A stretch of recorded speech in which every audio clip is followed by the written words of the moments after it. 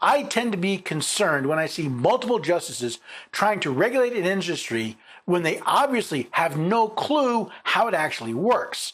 Let's start with Justice Jackson. And your argument is knowledge plus providing the service, internet service, is not an affirmative act.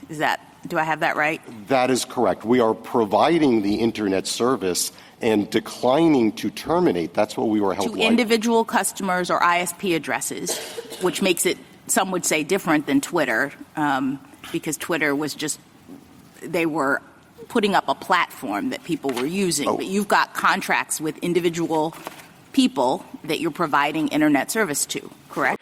Apparently, Justice Jackson thinks every individual has their own internet account with their own ISP address. She probably means IP address, but we'll let that one go. Now, Justice Jackson goes on. But I mean known in ways that you can isolate the ISP address and the places where the infringement is coming from. We know the IP address. If it's a regional ISP, there are 10,000 possible homes or businesses who could be infringing. And as I was saying earlier, that's the first that will have to get cut off under this liability scheme. Depending on the network and its connection to Cox Communications, the customer could be anyone from a single home to a business and even entire internet service providers. Should the justices of the Supreme Court have their internet access in the courthouse disabled because someone on their network is accused of downloading copyrighted materials? Justice Alito tried to tease that out during his questioning of Mr. Clement.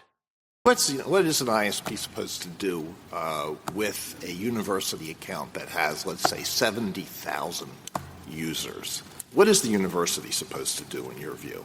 The university is supposed to, under those circumstances, the ISP is supposed to sort of have a conversation with the university. Now, the ISP's policy to the university says you can't use this service or allow your service to be used for copyright infringements. So a university can have thousands of devices connected through their internet account. What is the ISP supposed to do? Legally, what can they do? Can they terminate a contractual arrangement because of a single bad actor? That's how it works in practice. How does it work in practice? Well, the way it works in practice is with, let's say, let me take something that I know a little bit better, like a hotel.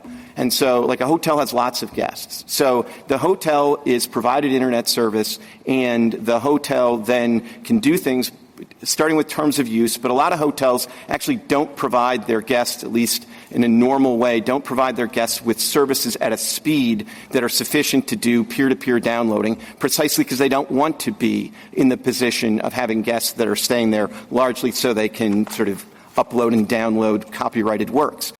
Except peer-to-peer downloading long predates the high-speed internet access most of us have become used to. In fact, many of the protocols used for peer-to-peer sharing were designed with slow and unreliable internet connections in mind. Meaning, slowing down a guest's speed just means the download takes longer. It doesn't prevent the sharing.